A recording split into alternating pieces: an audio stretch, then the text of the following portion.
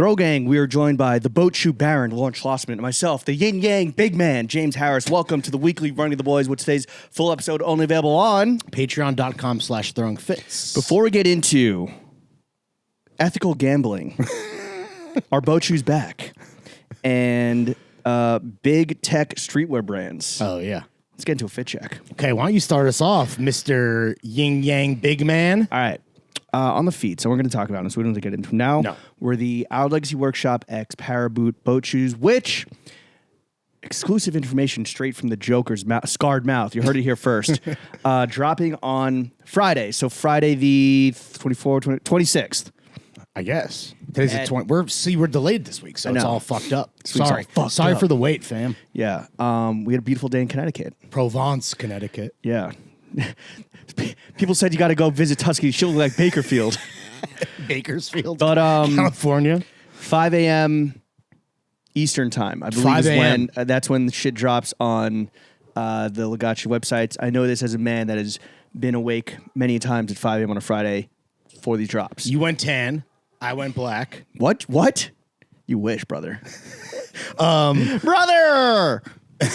Shout out Sketch, dude. Can we get Sketch on the pod? My references are sick. Wait. We're going to get into Bochies. We're going to get into Bochies talk. Because I wish I had tried mine on, because I went true to size and you sized down. Well, they're para boots, so I sized down a full size. Which I don't do in Michaels. All right, well, good luck, buddy. The socks are Nike Drifties. What? That was the worst sizing advice that we could give to the audience. So what are we telling them? Whatever you normally do with para boots, do that with these para boots. All right. I don't know. Sure, that works. I'm down. The jeans are baseball season. No, it's looking you went matching with the polo, but we'll get there. The jeans are vintage 501s from the homies at Chickies. Shout out Kathleen. Shout out the Sorbara sisters. Don't worry, I'm coming in soon. I forgot to stop by this weekend. Then I got a Norse Projects t-shirt on. The Fuzzy Wuzzy Was a Bear polo is Our Legacy. The hat is Moonburger. Shout out DJ White Privilege. Congrats on opening up a third location in Poughkeepsie. Third time's a charm. Yeah, hopefully the line isn't that long when I go up there. Jesus fucking Christ. Is this the one in the gas station? Yes. Sick. It's Little Gas. First plant-based burger spot drive-through in a gas station in America. According to America. Guinness? America, I don't know. Okay. Plant-based one. Normally, you wouldn't find any plant-based products in a gas station. Well, besides potato chips? Yeah, I guess. And like candy? Yeah, a lot of shit. What are you talking about? What can I say? I'm on a plant-based diet, strictly chips and candy. Yeah, everything except jerky. The Sunnies were Bottega. Was I wearing a jacket? I don't remember. No, you didn't. Maiden name, Bottega, and Bottega Sunnies. Hanes boxers on the cock and balls. Diet Pepsi. Last time we will ever be sipping on Greenpoint's finest. Cheers, brother. Cheers. I hope the oil refineries down the block have served us well. We are mere blocks from a super toxic site. Yeah. As designated by the U.S. government. I mean, this is where you live. You're the toxic Avenger. I'm just kind of like a tourist when it comes to the toxicity. Yeah. See, I was born in it. You were molded by it. Yeah, my diseased blood, by it. My bones have grown accustomed to the toxicity. The toxicity of our cities. Feeling good. Yeah, clearly, dude. The weather got you fucking hyped up, bro. Dude. Who's the tattooed golden retriever now? The weather. The weather.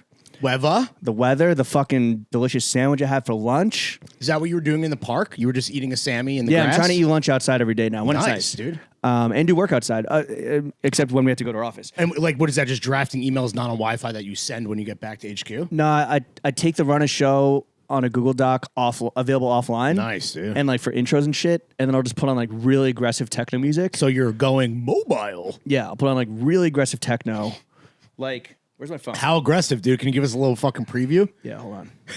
That's what I can't, because of my ADHD, I can't listen to music and work, even if it's instrumental, aggressive or not. What's the music policy in the new office going to be? I'd like to have some stuff tweedling along in the background. Well, every time I come over here and we pre-pro, you are playing tunes, and that's kind of like, I don't know. I guess because I'm not writing anything. If I have to write, I can't. I have to focus. Okay. So it's more of like for just chatting. Well, this is I made a radio station on Spotify based on a song Jimmy Radio by Joy Hausa, and the song title is C166W. Okay. So here's a little. This is good shit, dude. Outro music. Yeah. This is a fucking banger, dude. Is there like some crazy abrasive shit coming? Go New York, go New York, go. All right, remind me to pick that. Yo, so New York is so fucking back right now. Is your point? You're in a great fucking mood. New York is back. I bought a glove because I'm finally gonna have a catch with my boy, and then watch a. We're gonna go. Okay, we're gonna have a catch in the park. Then we're gonna go to Dunkin' Donuts. Which you went to yesterday. Yeah. America runs on Dunkin', and then we're gonna watch Brendan Fraser's The Scout. Oh, okay. Because I saw this great. Not Moneyball. I've seen Moneyball too many times. I saw a great mashup montage on Twitter. Someone made a montage of baseball movies. Oh, nice. And it was like 7 minutes long. It's fucking phenomenal. The Natural. The Natural is featured prominently. The book I'm reading right now is really fucking good. It's about the history of baseball and the rise of baseball and the rise of New York City and how they kind of like actually it's like a symbiotic relationship. I think I mentioned this briefly about like Tammany Hall and shit. Yeah, well, see, this is the fuck that might have been on the afters. Oh, where you're like, yeah, well, right, because ALD is Tammany Hall, and you were like that guy. Maybe it was off mic, but he owned one of the first New York baseball teams. Yes, you said. yes. The political machine was very intertwined with the professional sports professionalization of baseball. Cool. Around the turn of the 20th century. Anyway, yeah, it's the weather, it's everything. Wait, dude. didn't you have like an already broken in like mitt? No, I haven't had a baseball glove since college. I lost it. I left it at a game. I thought in the past we've talked about like favorite spring summer activities and playing catch with your boys. I never got to have the catch. Damn, you just were fucking going raw dog. I never had the catch. I was so hyped up after a little day yesterday, which we're going to talk about. That I came back and the weather was so nice. It was perfect out. You weren't gassed from that shoot? No, I know you were, but I took a nap for 3. I took a forbidden nap from 4 to 7 immediately. That's insane. I was driving 3 hours. I guess maybe that makes me more hyped up. I don't know. It 4 was, hours rather. It was 2 Victorias and that fucking grande burrito, dude. Put me down. Don Miguel Hacienda. Yo, that place was great, dude. Yeah. That was a fun day. Shout out Zeph. Yeah. We'll talk about it. You'll see the pictures soon. Yeah. They look great. Anyway. So you came home and you went to the sporting goods store. I went to one other store, which I can't talk about, and then I went to the sporting goods store. Okay. And I bought a mitt, a ball, and some tennis balls. What kind of store? I guess you can't talk about it, but I'm trying to think what kind of store purchase you couldn't talk about on pot. Oh, right. Got it. Not my news to break. No, of course not. Right. We only break news about boat shoe collapse. Yeah. And when you could say to someone, "Yo, off the record, here's some top secret information." I wonder if that picked up though. Were you actually trying to do like a little bit? No, I was not trying to do a stage whisper. I'm sure people bump the levels and whatever. Well, if you bump the levels, let me put some more fucking C16W in your ear. Yo, with inflation, how much does a baseball mitt run you these days? Yes. Okay. What's the brand? It's a Franklin. Okay. Not my first choice. I wanted to go Rawling, which I grew up. Yeah. Which I grew up with, or Mizuno. I was Japanese. A Mizuno guy. Okay. But Franklin, this was like. Let me see the quality. It's no para boot boat shoe. I'm gonna say it's a 12 and a half. Yeah, it's small, intentionally small because I'm an infielder. I'm gonna say that the Franklin mitt ran you 75 bones. $43. Wow, yeah, that cheap. Good. Although it is from a drugstore that I'm pretty sure is a front for some nefarious activity. Because like literally only fucking people that are on something or need to be on something are walking in there. Are you gonna break it in? Like, do you have a under the mattress type deal? You can do rubber band it. I'm just gonna whack it around. Pause. I'm just gonna play baseball with it. Okay, just gonna whack off with it. Yeah, just gonna whack it around. Nice, dude. I'm happy for your impending catch. Wait, why Duncan? Afterwards, what's the significance? America runs on Dunkin'. Oh, like you're gonna. You get your fucking $7 cortadas from fucking Clementine Bakery I'm morning, an bro. espresso guy, dude. My coffee budget is like nothing, so I could spend it all on fucking Patagonia stand-ups on eBay or whatever. Nice. That sounds like a great day. I'm excited for you. Well, it's a theoretical day. It hasn't happened yet. It's not booked yet. No, just in your dreams. Yeah, can't go this weekend. So maybe the weekend after. What's more romantic than baseball? Honestly, I'll tell you, playoff fucking hockey and playoff basketball. Yeah, we're gonna talk about that. Yeah. What are you wearing? I wore Belgians to the crib because you wouldn't let me also wear my Our Legacy boat shoes, which is totally fair. Stop it. No, That's not what happened. I knew you were gonna bring this up. I said if you're gonna wear them, I said I'm gonna wear these. You were smart though to hit me ahead of time because you knew I was itching. Yo, I literally put on. Oh, and you know how I'm not capping? Check it out, right? Look at this. I just in case the power boots are power booting. Look at I pre-wrapped. The threadies don't protect you there? Well, it's not even that. It's just like, my issue with Michaels, and a lot of people disagree, maybe you do, is that, power boots are so comfortable. They are, and shout out Power Boot, love Power Boot. They are not comfortable to my feet. So anyway, hopefully these boat shoes. Soft-ass feet, boy. Yeah, for real. Hopefully these boat shoes are the exceptions to the rule. Like you said, threadies on the dogs. I am wearing. Also, let me just be clear. I said I dibs on wearing them. You go, oh, well, I want to wear them too. Yeah. Would that be stupid to both wear them? And I said, yes, that would be stupid. So I said, I'm going to wear them, but if you're going to wear them, then I'm not going to wear them. I believe I said, knowing that we were talking about boat shoes on the pod because context is king, should we both be wearing boat shoes? And you said no. Fuck no. I didn't say fuck no. The jeans, but that's what you were definitely thinking in your mind. The jeans are MF Penn Throwing Fits collab jeans from Mr. Porter Round 1 from a few years ago. The pleaser is Hanes. The belt is Maxim Henry. Oh, sorry, belt Trebien. Shout out the Mall Momies. Shout out the Mall Momies. The overshirt is Throwing Fits private label because, Jim, it is about to be that time of the year where me and you start dropping motherfucking heaters. Oh, we're cutting and we're selling, baby. Whew. We've been wearing that shirt a lot. Dude, it's like the perfect weather where like it's... That's not a bad thing. No, I know. But for me, it's like perfect overshirt weather. Just like it is in like early fall. Yeah. Transition. It's a trans-friendly garment. 100,000%. Trans lives matter, even if they are a serial killer. Shout out, Silence of the Lambs. It's nice tattoo. It's Thanks, trans-friendly like a Dev Patel. Yeah. We both like Monkey Man. We're giving the rare 2 monkey paws up. 2 paws straight up. That's the rare movie I feel like we're both like, yo, worth seeing in theaters. Spend your money. No? I don't know about seeing in theaters. He's trying to do a lot of things in one movie. It's fun. That's it. It's fun. Yeah. It's a good movie. The teeth. Wait for the teeth if you haven't seen it yet. That's all I'll say. The hat is from our friends of, speaking of the Malmomies, the Montreal homies. What would that be? The Montromies. Shout out Austria for the fucking trucker. I had you feel this mesh. I know. This is the fanciest trucker hat that I have ever graced upon my dome ski. It's like a performance mesh. And then the other model hat that they sent a few of, it's like a dad hat, but it's not a dad hat. Like I was wearing it when I got my cool tattoos that I'm not going to show on camera on Friday night. Yeah. The Austria hat. Yeah. And again, like Simon was saying, Austria was saying that they worked on the fit for like years. To get it not too daddish. It's not too dad hat.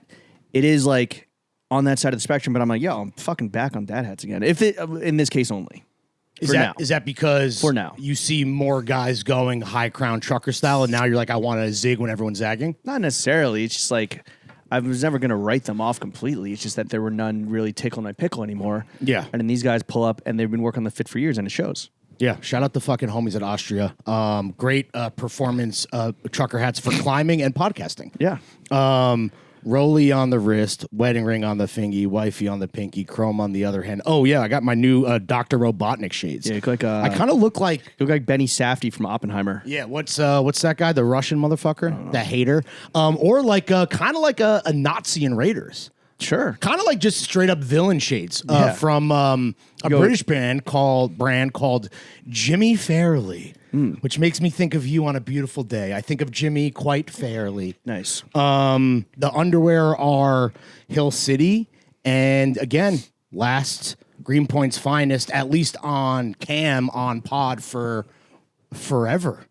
Maybe. Because once we get out of here, we're not coming back. Are you going to miss this place? Yeah, I mean, I would hope that I'm to still be here every so often. Do you think a tear's gonna roll down my eye when I wipe your piss off the toilet seat last time? I might be a tattooed golden retriever. I scrub out one last skid mark, but I know how to fucking. Oh, that's still there from, maybe a certain guest. No, it's yours. I can aim. I've been practicing. Yeah. I wonder what the last thing you'll knock over will be. Oh, shut the fuck up, dude. What? I don't knock shit over. Am I wrong to say that? You knock shit over all the time. What's the last thing that I broke up in this bitch? Should I break something for a ceremonial? For posterity? Yeah. No, I don't know. You smash a glass like the coffee table is in front of the door, and you open the door, and it's smashing the coffee table pretty violently. There used to be something up there before Conrad knocked it over. Oh, that's not me. Dude. No, but you would knock it over a few times. Yeah, you're just a fucking clumsy oaf, bro. We know that. I know. Yeah. That's the golden retriever, tattoos or otherwise. Lawrence, let's get into the meat and potatoes of the podcast. Yeah. I got a question for you. Let's go, baby. How your guns sound? How your guns sound? I don't know how. Clicky clicky boom. No? No, On the what- trend? All right. I got another question for you. Wait, could you explain what is that a TikTok thing? Yeah, it's fucking hilarious. What is it? The person with the camera goes up to the friends and goes, yo, how your guns sound? And they just make like the, gra, gra, gra. Oh, gra, gra. No, it's like, a kaboom! A kaboom!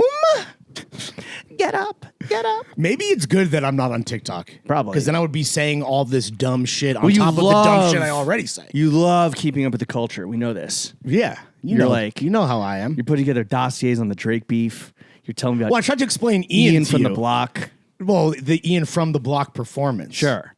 And I'm like, My big brother like Marshawn Lynch. He got to run through somebody. yeah, What do you think about Ian? What did you think? very sick. He next up for real out of Brookfield, Connecticut. Out of Provence, Connecticut. For Yeah. real, dude. Well, speaking of Ian from, and you know, whether he's on the block or not, we had a nice little day in Connecticut. So, now that we're behind the pail, we can finally share. We shot the next round of Throwing Fits summer shirts. Many more details coming soon. Yeah, when it's time. But what I can confidently say is that after wearing them for a few hours, each of them, like we kind of like did a little swap. There are 2 shirts. There are 2 shirts, and then after seeing the photos, and after seeing the way that you style them and the way that I style them, in both like in a similar fashion and a dissimilar fashion, these are gonna be fucking very good. Very good. I was excited for the shoot because I just wanted to wear it in public. I know. Fucking finally. For real.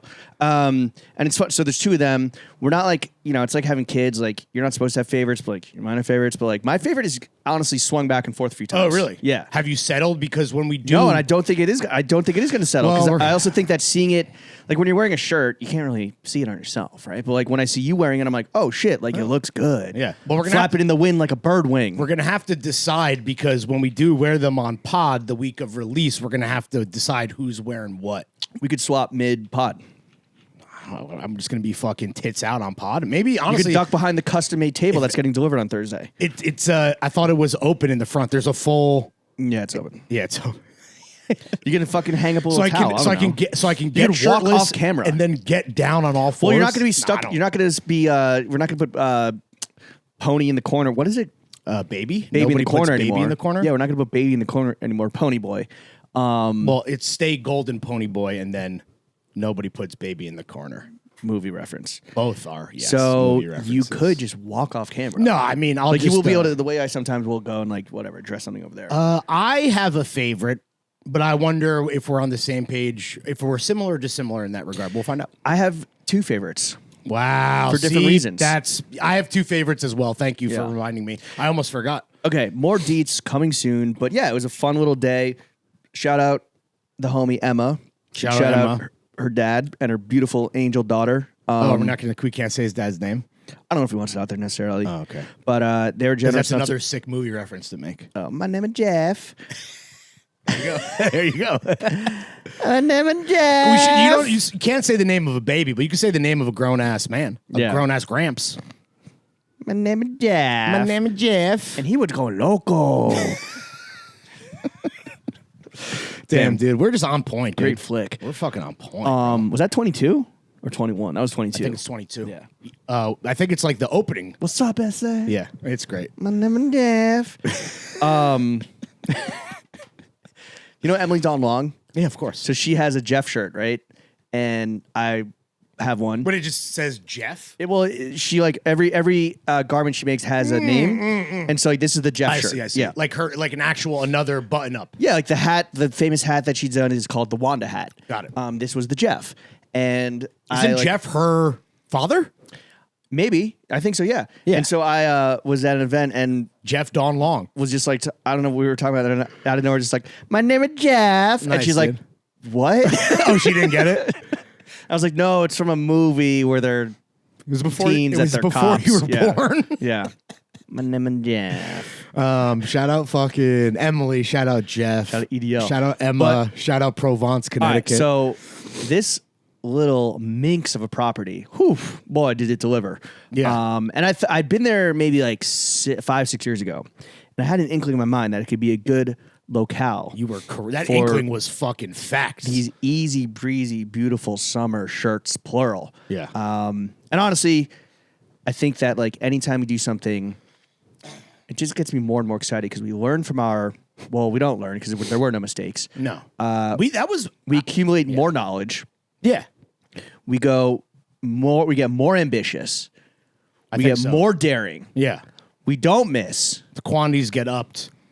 The quantities have been upped. The ambition is upped. The visuals have been upped since we've started working with Zeph, who is fucking so good behind the fucking lens. Again, shout out fucking Zeph. If you need a photographer, fucking book his ass, bro. Yeah. And he's pretty good at, I think, deflecting your... Like, I've talked about how you try to, like, direct as the guy in front of the camera, you try to direct. I have a little of that in my DNA from the styling days. You know, just and it's like fucking prop annoying. styling and shit like that. It's fucking annoying. Okay, right. And I think he's good at kind of like deflecting it, but like kind of Well, incorporating it, but like deflecting it away. He is a great photographer in that he is also a director, and you and I can take direction. I think people are surprised to hear that about me, especially since I am terrible. I said I'm terrible at following rules, just like the other week, which is also true. It's helpful when you're like, "Yo, do I look fat?" And he's like, "Yeah, move your legs this way." Like, yes, for sure, dude. Right? Yeah. The only rule when we're or on, you're like, "Yo, do I look bald?" He's like, "Yeah, pick your head up." yeah, pick that chin up, brother. Yeah. The only rule for us is, well, I guess Two rules. The one joint rule is don't make us look fat, and then me is don't make me look bald. Any balder than I already don't make us look fat and make us look hot. Yeah, right. And also, like, you know, we're here to sell shirts, right? We're not here to fucking look good. We're not here to necessarily like post on Grid or Raya or anything. We're here to move some motherfucking units, which I think we're going to do. Have you ever used a photo from something TF related on a dating profile? Yeah, your face is all over my No. profile, I mean of you. I mean, we have singles, and I'm also easily croppable. Let me see. Easily croppable. That's what a lot of people say about Larry is he's easily croppable. Easily croppable, unless you're looking real fat. Oh yeah, here we go.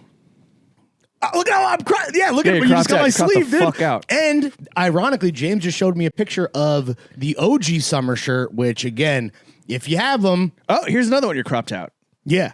Well, that we were talking about the Bazaar with a potential sponsor, and you were like, I have some pictures on Grid. And you're like, why the fuck did I post you to Grid? I'm like, yeah, I was surprised too to make that leap. Couldn't crop but you out. We actually look sick in that photo. That's a great photo. Couldn't crop you out. Especially since, like, I don't know about you, but when that photo was taken, I was hammered. I'm shocked. And drunk off of fucking wheeling and dealing. I'm shocked. Yeah. It was 4 p.m.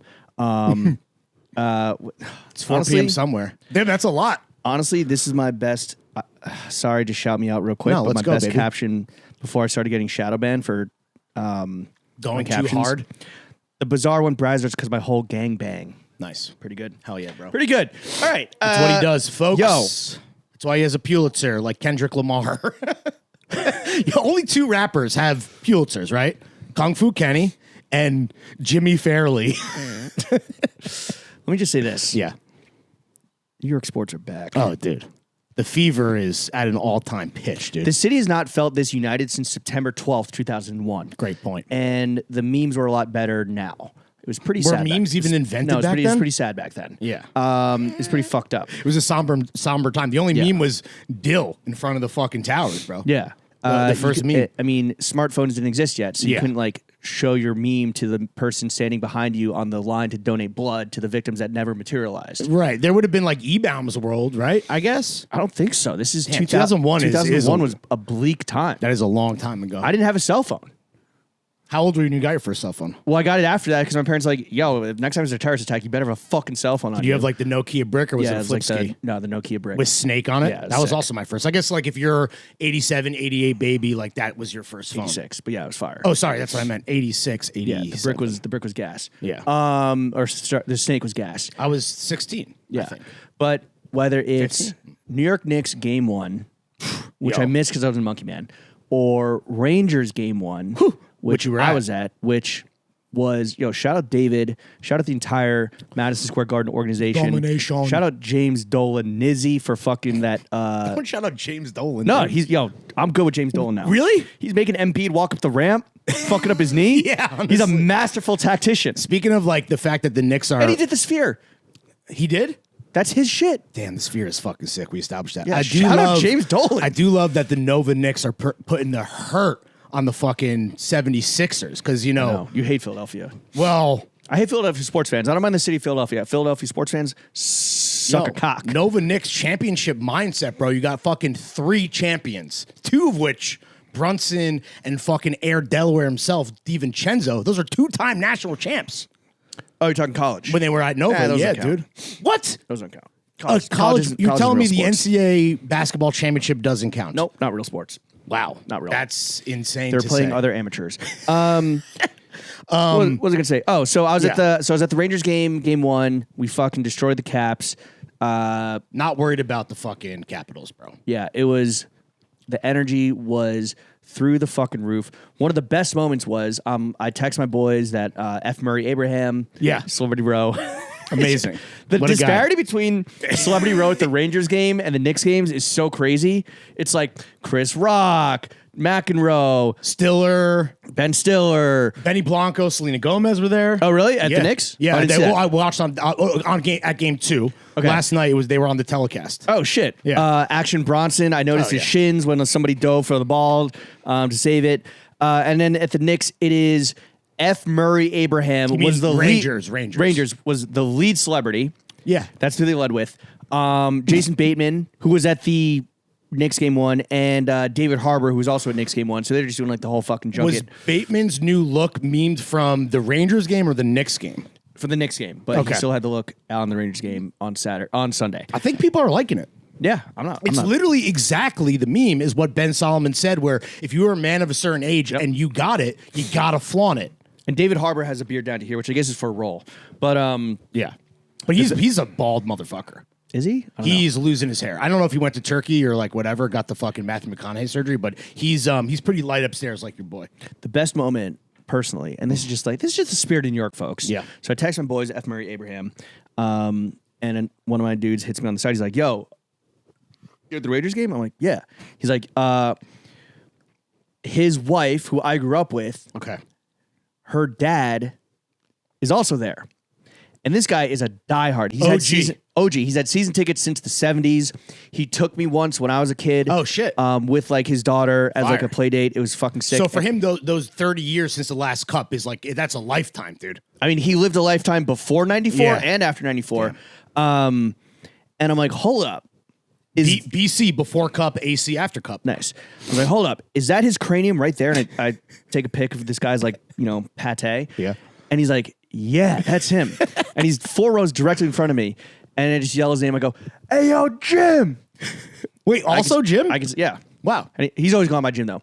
And he turns around and hits me with the all-timer dad joke. He goes, "Why'd you get such bad seats?" Damn, he got you, And then he starts doing the binoculars like, oh, I can't even see you. Wow, he hit you with the motherfucking periscope. This guy's 4 rows in front of me. You guys were behind the goal. Yeah, we were behind the home goal. And I was like, oh, what'd you pay? Because I didn't pay shit. Shout out David Jacobson. Yeah. But anyway. Actually, as much as I would love to just dust the fucking Caps with the broom out of the fucking Mecca. I was trying to explain this to you. And now that I'm potentially, because I couldn't go to game 1. Ironically, because you're with your best friend, your biggest Rangers fan homie. Shout out Brian, the guy whose enthusiasm for the Rangers is so infectious that he brought you onto the bandwagon. I mean...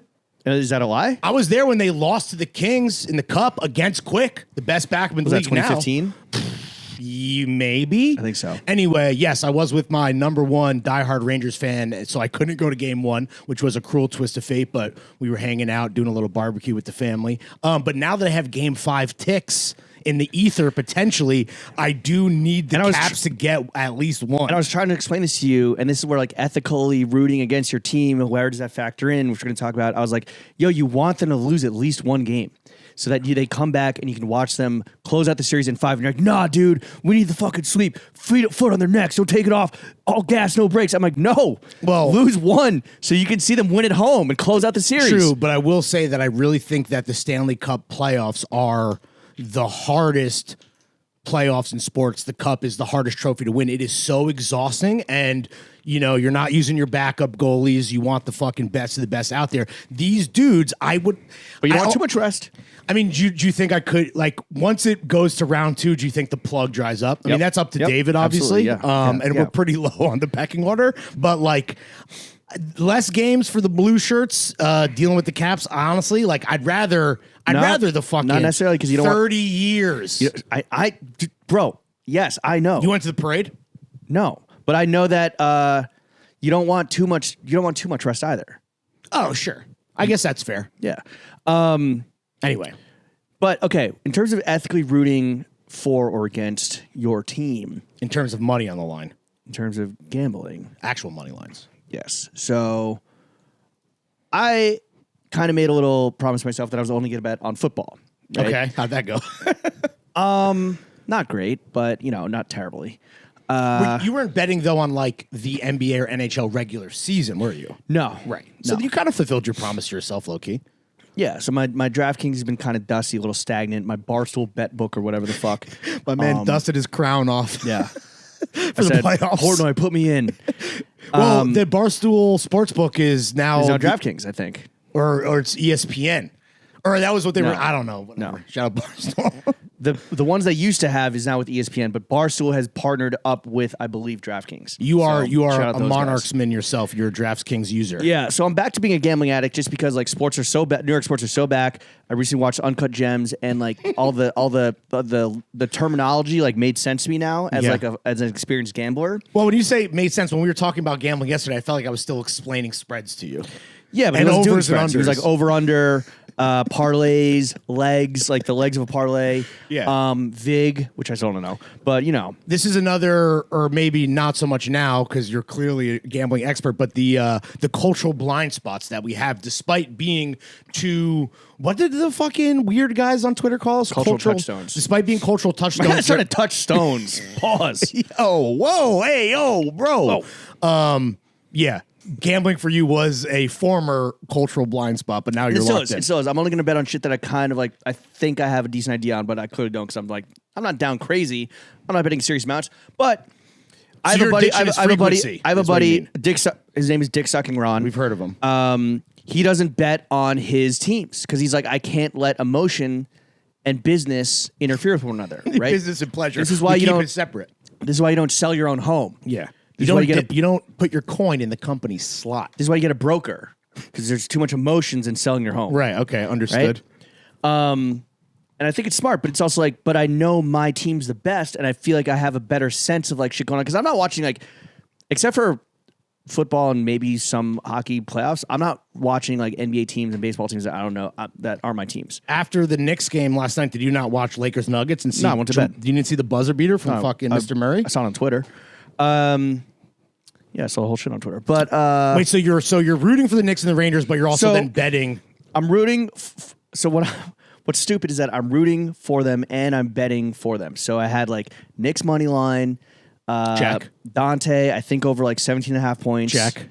And Jalen Brunson, I think 24.5 points, and he scored 24. Ooh. So it's fucked up, right? And I don't know, and I would love for people to weigh in on their gambling habits of like betting for or against or with your team. Because down the stretch, Brunson's ice cold, but I need him to score. Well, with the 3, he got 224. Mm-hmm. But I'm like, give it to Brunson. No, don't give it to Brunson. Like, obviously, I'm like, we need to win. One, because that's the most foundational leg of the parlay. 2, I'm like rooting for the Knicks, obviously. Right. And I'm like, fucking feed it to Brunson, Right. but don't feed it to Brunson. Give it to fucking Dante or anybody else. I mean, give it to Josh Hart. In the playoffs, if you bet against your team, fucking loser mentality. Well, so you're not going to do that. But to your point, when it comes to the ethics, it's almost like, yeah, I mean, I can see where, like, if Brunson had taken that last shot, maybe they don't win, right? And, I guess in that case, you would have still lost your bet. But, like, if you bet on your team and you're rooting for your team, you do have scenarios to go like almost up twice where like you win the bet and your team wins. If you win the bet, assuming the money line is not involved and your team loses, like you can still make money and feel good even in a loss. But if your bet loses and your team loses, then you're down bad double. So why don't you bet stats and not the money line? Then you can kind of like, well, because I'm rooting for because I'm like the Knicks are going to win. But then root with your heart, not your wallet. I'm going to do both. Or maybe you betting the money line is the juju, the good juju that is equaling Knicks wins. Maybe. Fuck. It was a little too close for comfort. But anyway, yeah, I guess it's just like, it's betting on your home team a bad move. That's kind of like General, and I think the answer is yes. You should not bet on your team. Yeah, my addictive personality aside, no, I don't, because like obviously in Vegas we were gambling like crazy. I do not sports bet because I'm afraid of opening Pandora's box, and I don't want to have. You've never been tempted. You've never come close. Not really. You've never seen a sure thing, and you're like, this is.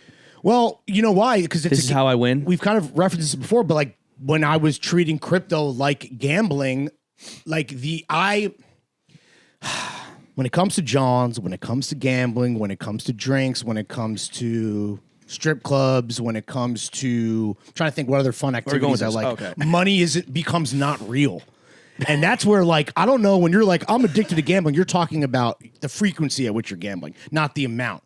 I would start probably cashing betting checks that my ass potentially could not cash if I do not win. Well, that's why the most I bet is like 5, 10, 20. Yeah, I'm not making crazy amounts. Yeah, you're not. I'm trying to slowly chip away. I'm trying to just like get like beer money or something. You're not like putting $1,000 slips out into the hell fucking, no. Yeah, no, I get that. I'm not smart enough to.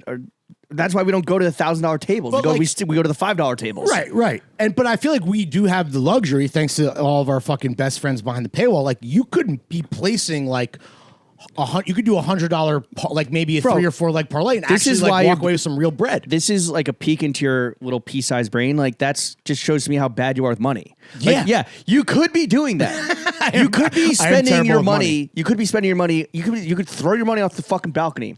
Yeah. Or you don't do that. You could be buying 800 euro boat shoes or don't. See, this is why this partnership is great because the only time you text me with a business initiative is like, yo, payday, how much we paying ourselves? And I'm like, bro, we got a lot of expenses we got to pay off first. I guess my point that I was going to make is the only person worse with money than me is my wife. So it's almost like, oh my God. So then it's almost like in that regard, I'm very responsible. So I'm your money manager. I'm the Schlossman Blackwell household money manager. Not really, though. I think, yeah, I mean, once it's in your possession, you do whatever the fuck you want with it. Yeah, right? Of course. I think you and I are more or less on the same page. I don't think, would you say I'm greedy? I don't think I'm greedy.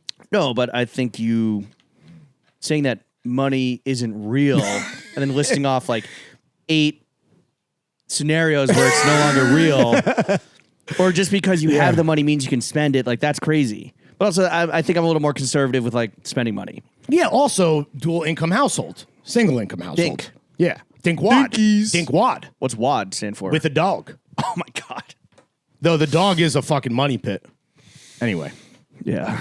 I think if you betting the money line for Rangers and Knicks means that they're going to keep winning, I would like for you to keep doing that just as a fan. I mean, it just makes you even more invested into rooting for them. But what's priceless is the fucking energy in this town. And I'll be real, even though, okay, this is a fucked up question.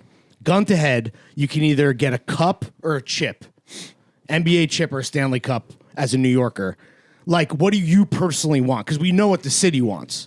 But I want the cup, dude. Well, yeah, because you're not a Knicks fan. No. What are you, a Boston Celtics fan? No. I am. You're Northern Jersey. What are you, fucking Dallas Mavericks fan? I bet you were like a Chicago Bulls fan in the 90s, weren't you? Orlando Magic because of Penny and Shaq. But the point is that I am a fan of the NBA. Okay. But I do want to see the Knicks win. Of course, I'm rooting for the Knicks. Like last night, I'm not like.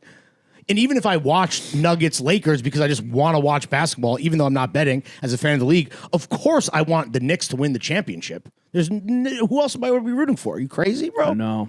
All right, gun to head. I mean, I think I'm going to do the honorable thing and say Knicks for the city. Wow. Yeah. That's big of you because, so much bigger. Dude, I don't need that. That will be 9/11 part 2, bro. And it's been a longer drought. No, it'll be 9/11 part 3 because right now it's 9/11 part 2. Now it's 9/12 part 2. The city's united as one. Oh, I see what you're saying. I just meant like in terms of the sheer destruction that will happen. We're not going to burn the city down. We're not those. We're not Philly. We're not Philadelphia. We're not going to eat horse shit. We're not those and people. Burn cars. Yeah, we're not Cleveland. Yeah, it'll be. It's a parade inside my motherfucking city. Speaking of entire, sure we just cursed the fucking both teams just now. Speaking of an entire, well, don't say that. No. Oh goddamn. Speaking of unification, Lawrence. I feel like the whole world's ganged up on your girl. Oh, T-Swizzy. What do you think of this fucking Tortured Poets Department? Was that the name of it? Which, like, ever since she named it, it's been clear that this is, like, the culmination of just, like, her eternal cornballness peaking. Yep. The visuals have always been whatever the everything about her. Personally, I've never been a fan of. Well, what do you think of the album? What do you think of the accompanying visuals? What do you think of the rollout? What do you think of the marketing? What do you think of the backlash? As the resident Swift homagist. Well, if there ever was a bandwagon that I hopped onto as a fan, it would be the one that New York Rangers. The one that T Swizz is driving. I am a newly minted Swiftie, and now I am officially off. This shit is it's the tortured listeners department, bro. The fact that first of all, she's about to do, I think I saw 2.3 milli. Yeah, she's doing fucking Marshall Mathers sales, dude. Yeah. But the fact that it's 2 albums, it's fucking feature film. The shit's longer than Monkey Man, bro. The shit is fucking 2 hours and fucking, I don't know, fucking plus minutes long. I lasted 1.5 songs. T-Swizz, shut your hoe ass up and make some bops, bitch. This shit is very fucking mediocre. I lasted 1.5 songs, mainly just to confirm that one lyric about 1830s racist It's was real. It is. I thought, because now it's like, oh, is this AI? Or is this leak AI? Yeah. Like that's what you got to fucking, like, is this deep fake porn or is this real shit? I don't know. I guess, but like, you got to, like, that's the critical lens. You have to kind of approach anything that like appears online all of a sudden now, which fucking sucks. I know, super fucking whack. But it got her 1.5 streams from your boy.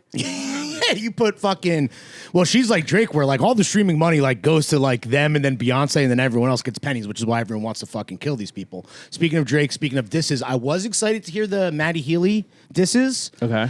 I don't think she like got his ass, but I empathize with former third mic on the Adam Friedland show, Maddie Healy, because tattooed golden retriever. Might as well be speaking to me, and then the other, you have like 5 of them now, and then the other 6, and then the shit. and then the other. Did you post them on Instagram? One I did. Hell yeah! Shout out fucking Llewellyn. It was great to see our fucking tattoo artist, Mr. Blue. Good sure. luck not getting flash like the goddamn motherfucking boys. Get in line. Oh, because you got custom. Well, didn't you get your shit altered? Flash. Oh, really? What? No, Flash. You know what's funny? I was watching, all right, sidebar before I get back into the Maddie Healy bars. Oh, actually, the other line that I was kind of offended was she says something that I believe is about him, which is like something about a podcast. The jokes across the bar were loud and revolting, and I'm like, that is how everyone describes a night out with me. So that was tough to hear. So empathize with Maddie Healy there. No, the record is terrible. I was watching, this is what I want to say. I was watching The Wicker Man, the original. Nick Cage. The original from 1973. Sorry, I didn't know it was Cage is not in it. original. Okay. And it's there. It's this pagan society on like a remote island in Scotland, and a lot of the symbology of these heathens is similar to like your tattooisties. Well, me and Lou were talking tattoo symbology, and it was clearly we're in a level past your beginners, fiefdom. Oh, really? Because I have emotional meanings behind all of my ink. Fucking gay. We're talking Coptic imagery. Got it. Yeah. And it's this like sect of Christianity that he was saying, I think, started in like southern Spain and then into northern Africa. And I was talking about some shit, maybe a different like sect or school that was more branched into like Eastern European and kind of like those like Russian guys with the crazy robes like KTZ. Yeah, took yeah. this shit after. But we started talking they're like the Russian Orthodox monks that are like fucking kidded out. They've like never seen a bitch in their life, which like yeah, they can't look at women, right? Yo, these guys have had the worst lives of all time, or the best. I was gonna say hashtag blessed. Just strictly, I've only ever looked at a fella. I've only chilled with the boys. These peepers have only seen boys. Wait, so you're drawn to that stuff? Or druid symbology? No, I just think it just looks cool. I think that, and correct me if I'm wrong, or I'd love to hear people's thoughts on this with tattoos.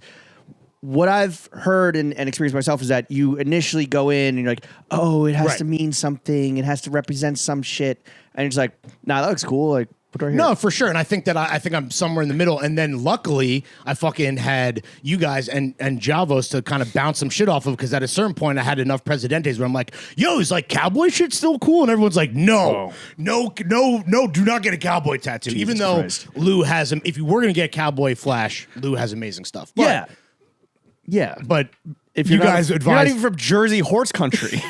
well, there's Texas is my adopted second home. I married into it, brother. All right. Anyway, what does it mean? What you got? Nothing. But like, okay, I know it doesn't mean anything to you, but like, what does it represent? Oh, I don't know. Nothing. You're not going to assign any meaning to it. No. Okay. That's cool. That is cool. I'm not here to judge. Yeah. Do you? It's your body, your choice. I know. But I will say that you're right. As you get more and you start filling out the real estate with like shit that matters, like, yeah, I'm going to start throwing in some random ass shit. All right. To piss off my parents. Yeah. Without a doubt. Every time a dog dies, you just got to call up Blue and get a fucking custom portrait done. Yeah, though honestly, Georgie is alive and she's got her little real estate, so you don't need to be dead. Did? You don't need to be in my life and dead, animal, human, or otherwise, to get some real estate on the forearms. All right. Speaking of real estate and living rent free in people's are we done with Taylor Swift? The shit sucks. Yeah, shit sucks. Okay. Do you think she comes back from this? Is Taylor Swift over? Is Taylor Swift dead? Well, it's kind Are of you going to get a Taylor Swift tattoo now that she's dead? You know how you were like you were saying you're so invested in this rap beef that like anyone under 35 doesn't care about, right? No, even younger, baby. No, I was trying to, so anyone younger than 30? Nah, 35, let's say. But the reason that I think that so many of those guys are invested is because like they have their GOAT, right? For a lot of guys, it's Ye. For a lot of guys, it's Drake. And obviously for a lot of guys, it's Kendrick, where like it doesn't matter what these guys do or who is like winning, they're just going to like side with their guy. And the reason I think that Taylor will be fine is because this is... she is a living, breathing, walking, singing, songwriting economy, right? Like her fans probably were so stoked that she dropped 2 hours of music. I now, as a bandwagon guy, I'm off. I'm out. The music. Maybe this was Big Brain, her way of calling the casuals, right? She's like, I'm going to put out some hot, stinky turds. Let the fucking casuals jump off the bandwagon so that my diehards, my day ones, I see you. And maybe this is just like, they're good. She's can now take more creative risks because she only has the diehards riding for her. This is going to sound... And all the fucking haters are no longer on the T-Swizz train. The haters and losers, of which there are many. I mean, Taylor is super polarizing in that regard, which I kind of like with Drake too. Like, I respect that. She's what, 34? Oh. And this is going to sound rich, I think, coming from... me, my man, and no. I was gonna say a 37-year-old who fucking makes pee and poo jokes for a living, but like the immaturity of the lyrical content, which like I think is her. That's like her main. Listen. Do I think that she's like writing all of the music, or is it really the collaborators and she's penning this bullshit? I'm like, you need to grow up, sweetheart. Oh, so she needs to change? Yeah. Because you're aging and your tastes and what you're comfortable with is changing. She needs to change with you. She can't just continue. Is her fan base getting younger? I don't know. Any more T-Swift points before we get into boat shoes? Congrats on the numbies. I guess that's my final point. 48 minutes in, it is time to talk what everyone's talking about, allegedly, apparently. Are boat shoes back? So, Lawrence. Yeah. Boat shoes. Mm-hmm. What's going on, buddy? They're back. Yeah? Okay. Yo. All right. Next topic. Okay. I'm kidding. I feel like our history of boat shoes is polar opposite. Yeah. But our personal histories, because I don't have one. Right, exactly. Whereas shit is okay. I wore boat shoes for a large portion, a substantial swath of my life. Boy. This says so much about you that, again, I don't want to hate. I don't want to fucking spew vitriol. But what? No, you're a Sperry'sman? Yeah, the Sperry Billfish was the Cadillac of boat shoes that every self-respecting frat boy wore on the boat. No, in a disgusting basement. I don't think my boat shoes ever touched the bow or a deck. I guess maybe the poop deck. Now that's not the boat shoe that seemingly is having a moment. Which is like, to me, there's two types of boat shoes that seemingly are happening, right? There's your chunky boy, which started with the Timberland 3-Eye Lug, which is always been a classic, right? Which has been a standard. And then your kind of similar chunky models like this OL Power Boot, right? And they make other styles with a kind of, because that's a 2-eye. Right? Sure. But a 360-degree lacing system, which I believe Sperry invented. And then on the other side, you have the streamlined, chic, normally now... Chic? You're saying chic now? Sleek. That nasty little word. They're sleek. It's like that all-black version that I feel like people took like cues from the Row and are now like going that way. And I kind of... How many brands are doing this in your estimation? Because I want to back up for a second. Yeah, okay, sorry. You mentioned like specific products, specific brands. I want to kind of investigate like the manufacturing of a trend writ large, like from 35,000 feet. Because now it really is like, this feels like one of the first trends of the year. Or at least divisive or not, right? And the boat shoe, and like a post loafer footwear trend that like you're gonna read headlines about, and you're gonna see. Brands this is my point. Trying to force upon you. This is my point. Is that I think that and we've talked about this a bunch, as menswear, as the landscape is fragmented, as there's no dominating archetype, right? As kind of like you can, your tribe may have gotten smaller, but your knowledge and like enthusiasm has gone deeper, vertically, not horizontally. And you kind of really can't like hop from like look to look like my boy over here once was able to. It feels like this is one of those things where whether it's like media, whether it's the larger back channeling, dark shadow, puppet mastering, Illuminati powers that, we don't even know are controlling the shit. It feels like this is something where you need the attention economy needs to jump on the tiniest little flash in the pan and make a mountain out of a molehill where it's like, you see a few brands doing it, whether it's like on the streets or in the runway, you see a few like collaborations focusing on like, a specific type of model, in this case, the boat shoe. And all of a sudden you start seeing the headlines, "Our boat shoe's back." And it is such a divisive entity because I think that what it represents, because it represents like whiteness, richness, exclusivity, privilege, cosplaying as all that. Yep. And this to me is why I don't necessarily, me personally, I never have, and I don't generally fuck with boat shoes because to me they do represent like, it's not MAGA, but it is like, yo, man, like, look at these old photos of these old rich guys. They don't give a fuck. This is how men used to dress. This is how, when they would just tell their mouthy broad to fuck off.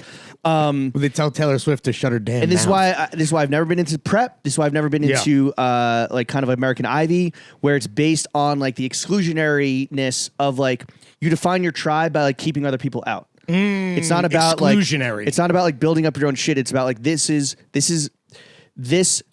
code signaling is to show you that like, okay, I go on boats. I go to an Ivy. I fucking come from, I summer at the Cape or Kennebunkport or whatever. I have a Vineyard Vines membership card. And so that's why I just personally, I've never been into like, whether it's hashtag menswear, whether it's prep, whether it's boat shoes. That being said, when the OL workshop para boot slap a yin yang on that bitch came across my iMessages, my digital desk, the exception makes the rule. And I will say, to your point about getting into the nuances of like the boat shoes that are happening, the chunkier kind of like Timberland 3-eye lug sole end of the spectrum has always been, Timberland, right? So it's always been kind of like one of those things that New York dudes have co-opted and made their own. The prep school gangsters, if you will. Prep school gangsters, the corner boys, know, like dudes that this wasn't meant for, but they made it their own. And that, like, there's a subversion to that. There's a creativity to that I don't fucking have the balls or the vision to do. Like to be the first mover. Yeah, I don't think. I mean, I don't think there's any one individual, right? It's always grassroots. It's always bottom up. It's always from like the most marginalized peoples that are like told and it's known like this is not meant for you. But then they're just going to take it because it's like, oh, what do you mean it's not for me? I'm going to make it my own. To that point, I think it's sick. Then you went with like the more kind of iconic when we think of Sperry Topsider, the tan when it comes to the OLs, because there's also the murdered out model, which this is the one time recently where we're getting a similar thing, but we want different versions, which even though we're not going to wear them together, it's not like me and you owning the exact same thing. And the yin yang on the toe box, I think, is a big, great move. And for sure, I think that toe box play, we saw that on the Throwing Fits Clarks. That is true. We were playing with toes, dude. And playing with box. Damn, I'm out here playing with box. I fuck with that, and then also there's a personal connection where like I think you're wearing it subversively today because like it's a boat shoe, and it's chunky, and it's got the yin yang, but you went OG kind of tan, and you're wearing it in a way that doesn't scream yacht club. It doesn't even whisper it. See, the natural leather to me is not classic. The tan to me is like, it is. Is it? That's like So I was like, well, I can't wait. If I wear them barefoot, which I'm going to, the oil for my feet can like give that nice patina. oh, for sure. Those are going to age. I mean, I think all Power boots are going to age beautifully, OL collab or not. But for me, I'm not even thinking so much about chunk, but aesthetically, the idea of the murdered out boat shoe with jeans for the city where there's nary a body of water in sight. I do think it plays, and I definitely think I've gotten pilled. And I will say that when it comes to the sleeker ones that you're talking about, we're kind of talking about moccasins and we're not necessarily talking about boat shoes. And I think that maybe I'm doing some type of mental gymnastics to justify the multiple pairs of black boat shoes / moccasins I have coming my way. You do love getting pilled. But you do love drugs. But I think that this post loafer maneuver, like, what we had boots kind of for a while, right? Well, okay, so do you think that, just going back to like the trend, yes, whether it's like organic or manufactured, do you think that this is like people are just trying to find the next loafer? Well, I haven't in the form of a non-sneaker. I think that is in the ether, though. I will say I haven't seen a bunch of these. Like, I haven't been served on my Explorer page a bunch of TikTok menswear green screen bozos already pumping boat shoes. Maybe that'll come within the time that we recorded this and this gets releases, but it's because right now, like, your cheapest options are like your Sperry's, right? Yeah. Which are like $60, and then you have your kind of like the capital F fashion or higher end, like doing their version of like an American classic, whether it's like the Row or the Samana Mall City Mocks, which are great. Yeah, or like, I mean, Paraboot's been doing this for a minute, but now they're doing boat shoe collabs, like multiple ones that we can't necessarily talk about. Might have some of those coming my way as well. I like it. This is gonna actually, it's so crazy because like it is funny how trends, we always talk about the trend cycles. Like in college, there would be times where I would be like getting dressed up and I would be wearing maybe not a suit, but like a sport coat and like trousers, or more likely chinos, with like my nicest footwear would have been like the least cooked boat shoe, the least cooked wallaby.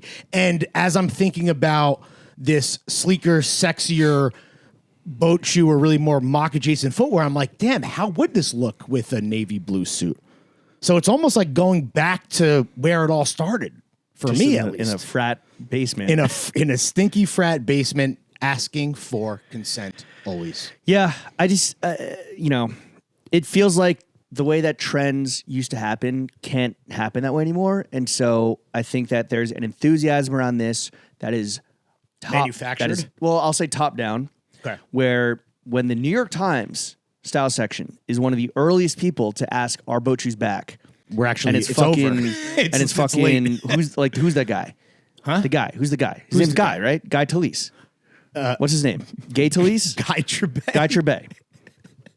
I love how you always get these guys confused. This is the second time. Do the boat shoes have a cold? That's Gay Talese. I know. Oh, okay. So that's a joke. So yeah, so it feels like there is a vacuum of of trends. Like honestly, on the running dock of the fitties that we keep, like trends is empty. It's boat shoes right now. Boat shoes is it right now. That's all we got. Boat shoes is it. And we're in Q2. And personally, I like that. I like that there's no like dominating trends. I mean, you could put wide pants up there, or like just big pants again. Wider, but it almost feels like balloon. It almost feels like men's trends are like have gotten longer frequency wave, and it's less like this. Yeah, less volatile. Or it's kind of both, where it's like something happens and you're like, oh shit, like knit polos. Yeah. But not in like a gabagool way, like in a more like whatever the fuck this is. Chicer. Oh shit, boat shoes. Yeah. But like next month, like there's a 90% chance like boat shoes just don't take off. Well, as a thing. And then it's just, and then everyone's just like, yo, boat shoes back. So the fact that, like, you're right, the boat shoes moment could be over before it begins. We are still talking about classic pieces of menswear, and some of that stuff obviously rubs you the wrong way. What's interesting to me, I guess the final 2 points I'll make, and if you want to move on so we can talk about Amazon's fake streetwear brand, which I'm really excited for, is that this is the beauty, I think, of the pod, and we always say duality of man. You will be rocking a single pair of these, of anything even remotely boat shoot like. You got the OL power boots, you're good, right? And I guess you do have 3i mocks in your closet, right? Yes, where all murdered out. Which again, that's like a thing that while I might not wear them, I keep them in my closet because it is like this end collab. No, right? these are just right. Oh, really? These are just. They might be an 18 East collab, Oh shit. or they might just be murdered out, three-eyed lugs. Oh, because I did like a pony hair toe box, and I think I have a pair of those, which are good. But that's like a Forever John, right?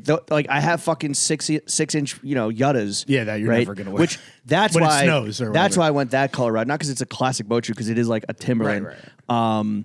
But yeah, I'm never gonna wear them necessarily, but like I have them because it is like a Forever John, and who knows, the fancy might strike me 3 months from now, 3 years from now, 30 years from now, where I need to I'm like, oh shit, you know what? I'm gonna put on my fucking 3-eyed lug soles today. So I guess my final point would be like, if you want to go chunky, you want to try this out, right? You want to dabble, regardless of whether you consider yourself a Jimmy or Larry, right? You want to dabble. You just get a 3-eye lug sole Timbo if you want to go chunky, and if you want to go fucking slim and sleek and think you can fucking skate around the city. I believe Sperry does a murdered out topsider for, like you said, $60. And obviously there are a variety of beautiful high-end options, even though I will say the worst boat shoe that I have seen in this kind of boat shoe bubble is the Rose boat shoe is absolute fucking dog shit. Why? I couldn't believe it. It just looks, it's crazy. I'm saying this. It looks fucking cheap and the styling is wrong. I believe it's 3 eyelets and a boat shoe, or sometimes a more traditional mock has 2 eyelets, and I think it's probably fucking $900. You know, the Row, I do think they also missed on last year's kind of mini fad of the fisherman sandal. I think their fisherman don't like sandal. those? I didn't like their fisherman sandal. They're also, it's just so low profile. And that's what I don't like about the slim sole boat shoe is because they're very wide boat shoes. So they're like chunky this way, so they need some heft, some vertical heft too. Yeah, you need some foundation. I think if you just look like you have wide, flat feet, and it's like it just looks like fucking Tucker Carlson ass to me. Yeah, a little bit. I mean, again, like I think that's kind of like a traditional mock, like low to the ground so that you can fucking maneuver and outrun a colonizer. But which is crazy then to think that boat shoes. Well, I think also because rubber didn't exist back then. Sure. So moccasins, and it was just your foot was just wrapped in leather. So another thing, boat shoes representing these preppy white colonizers just stolen from the people who they displaced who invented moccasins. Damn, what a fucking surprise. Wow. We just fucking connected all the dots, dude. Careful, bro. Columbia's going to arrest you. Oh, bro. About to get Ken. Oh, sorry. A little spicy. I'm about to get Ken stated up in this bitch. Spicy on the pod. All right. Enough about boat shoes. Okay. Wear them, don't wear them. I don't go. Do as we say, not as we do, or do as we say, and as we do. I don't care. Fuck, bro. Boats and hoes. Boats. I'm on a boat, bitch. Okay, let's talk about. All right, let's move on. This was a pretty fascinating article in the Wall Street Journal last week that was brought to my attention by W. David Marks, who, spoiler alert, I don't know if you know this actually, he is going to be coming on the pod. Yes, in I did know that. Mid-May. Yeah, we locked in a date and time. Oh, fuck yes, dude. Yeah. He's in here in New York from Japan for like 3 days. He just tweeted out that amazing fucking map of like old downtown shopping, which was the asylum that raised you. Yeah. Speaking of T Swift, I was like, "Where's the old rat bastard on this?" Yeah, they didn't make the cut. No, I don't know if they were around. Did you recognize everyone on that map? Because I really. No. Oh yeah, I was like, "What are half of these?" No. All right, so he was posting about this, and it's a really interesting article. So basically, the detail in it that fascinated us and caught our attention is that Amazon, fucking Jeff Bezos's shit, you know what Amazon is, they made a fake streetwear brand called Not So Ape.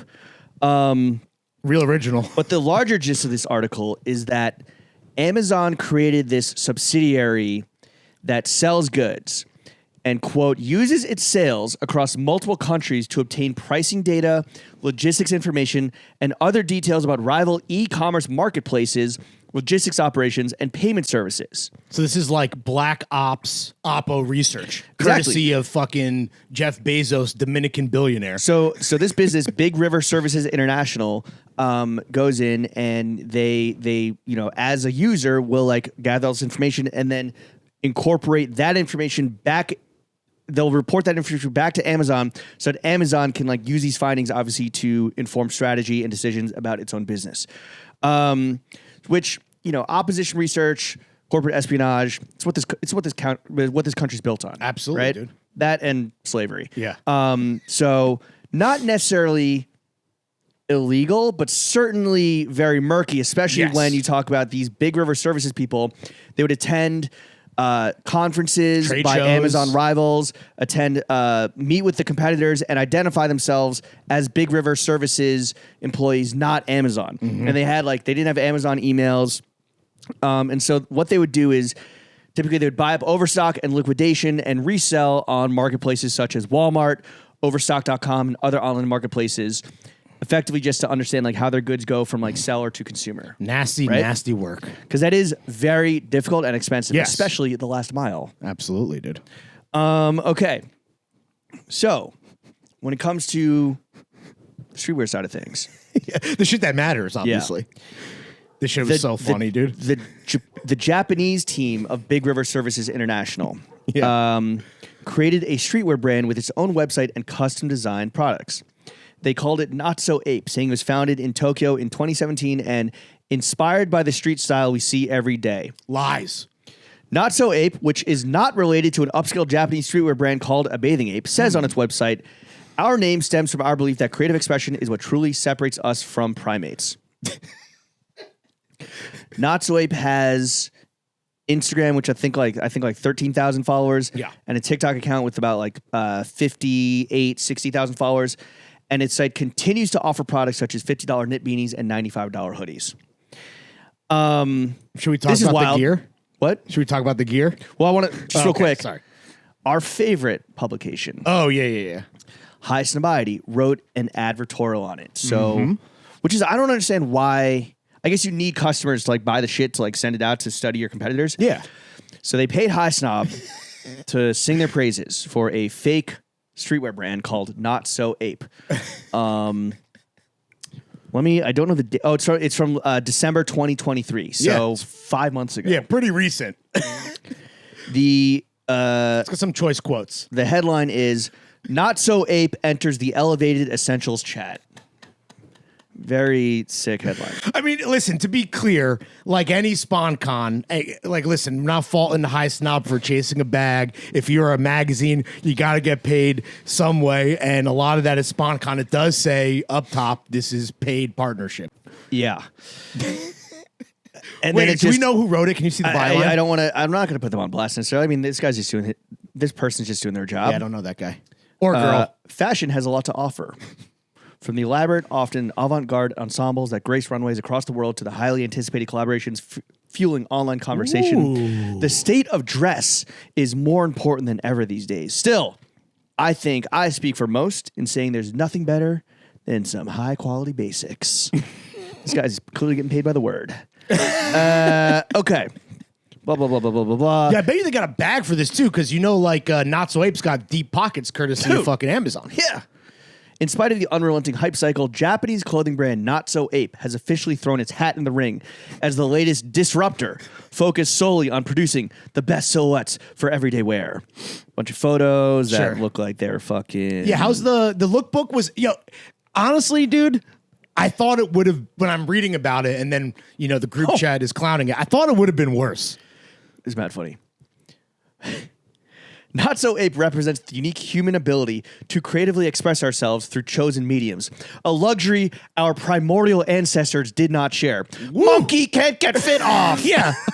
Monkey man trash fit. Together, monkeys drip. Fit strong. Dude. Ape shall not swagger jack ape.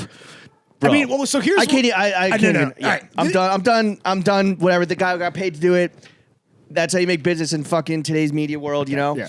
Quality of that paid blog post aside, the thing that makes no sense to me is from the name of the brand to the About Us section on the website, it all feels AI generated. Even if you made the great point, if you are going to create a fake streetwear brand, where do you go? Japan.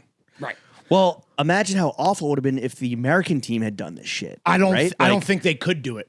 Well, I don't think it could pass off as real, which is what they're trying to do, right? And here's another take of mine that is so brave yet so controversial. It's honestly kind of better than a lot of other shit that's out there. That's the thing when this hit one of the group chats, we couldn't believe is that there's John's? Yeah. Not shit that you would probably, and it's not expensive, right? No. Where's it made? Do we know? It's not made in no, Japan, right? There's no way. It's made in fucking China, probably. Not that there's anything wrong with that, but got to get those margins. But like, what does it say about the state of menswear / elevated streetwear that like some fucking bozos at Amazon, eternally swagless, evil company, can just be like, you know what? Make that, like, going on Instagram, scrolling, whatever, taking screenshots, make copies of all this, but make it slightly different. Yeah. And the fact that it is so easy to replicate and the marketing like feels real enough where this wasn't like really discovered. Not that like whatever people weren't looking for this. No, we're bearing the lead here. This is the least important part of this story, but it's the most relevant to our show. This does. I was gleefully reading through this shit, and I was like, clicking links, and I was like, it felt like kind of like streetwear scammery of like the mid-aughts. Yeah. You know what I mean? Like when Karma Loop days when Four Pins found out that Virgil was printing on like, Ralph Lauren blank flannels. Design is the freshest scam. Word to V. Yeah.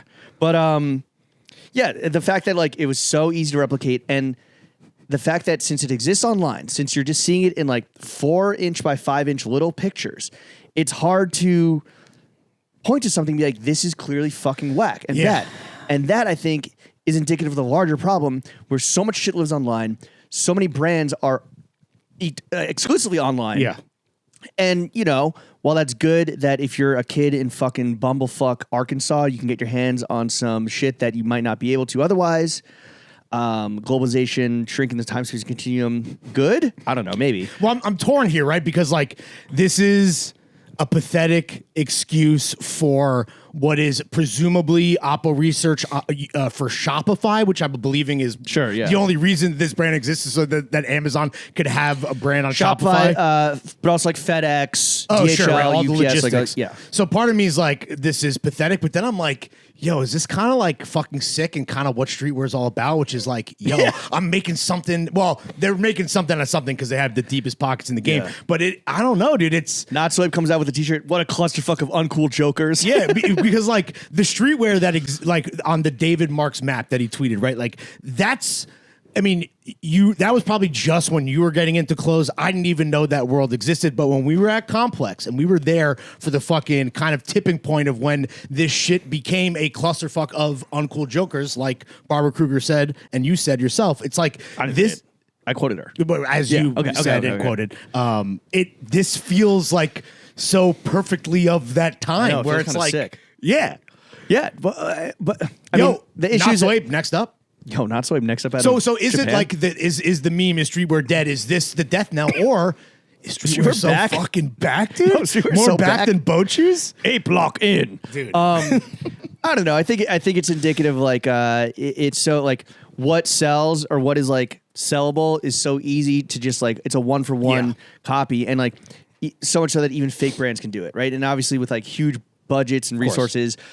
But you see these other brands where it's like, I've seen this before. Or there's no way to understand the quality or the fit or the silhouette or the textile behind this because it solely exists online. And we're lucky enough to live in a place where we have access to a lot of this shit and be in a place where we have a lot of access to this shit. And we're in a place where we're not being paid to pretend that this shit is fire. Right, for sure. But I'm saying like, it just kind of sucks that like, if you're not in a major metropolitan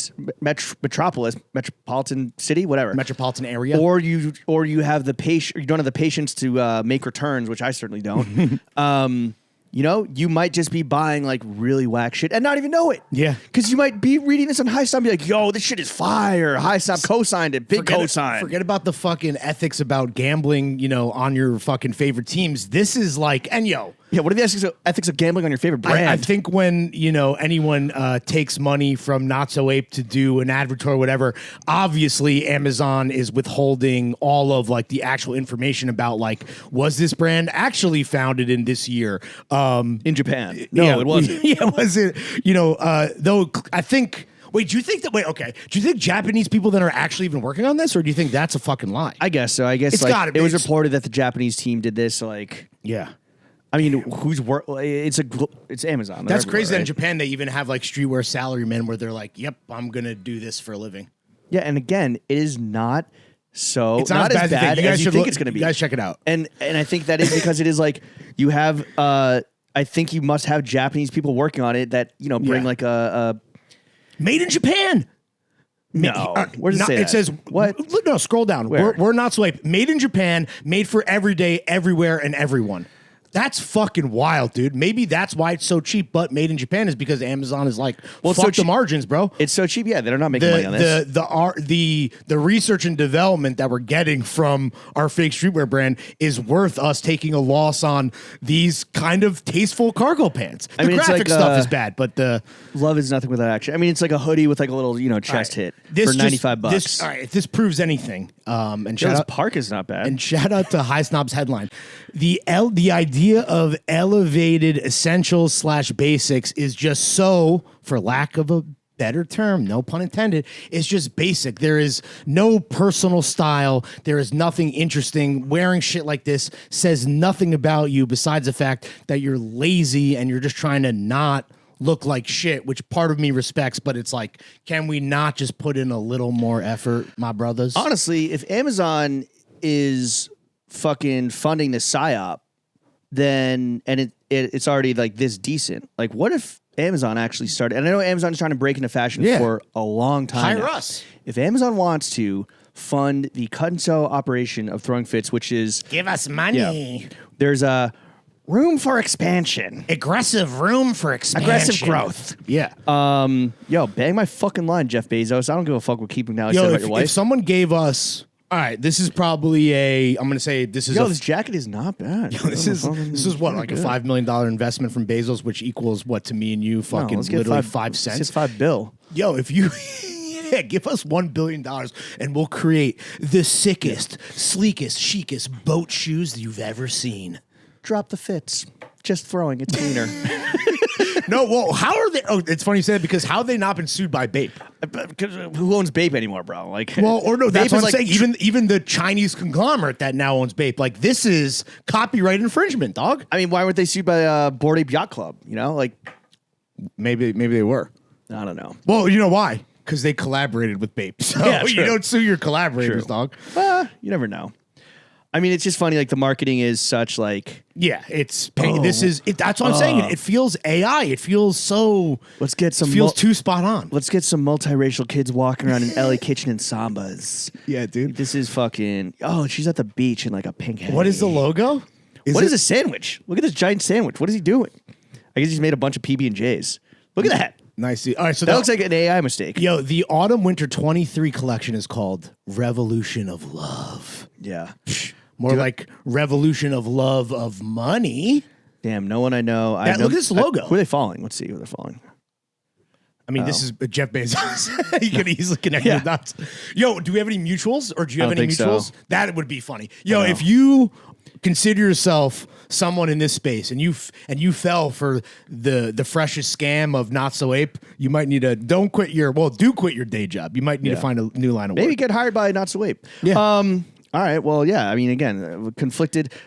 Boat shoes, I think I know where we stand. Not So Ape, I don't know, bro. I'm on the fence. Could be fire. Yo, Not So Ape Throwing Fits collab coming soon, especially if the fucking price is right, dog. Yeah. Not So Ape, not so bad. On that note, as we say every week, this has been another episode of the only podcast that matters. Lawrence, do you have a baseball glove? No, I do not. But you know what I would love is for Chef to take us out with some really cool techno. You want to have a couch? Drop that fucking bass, Chef.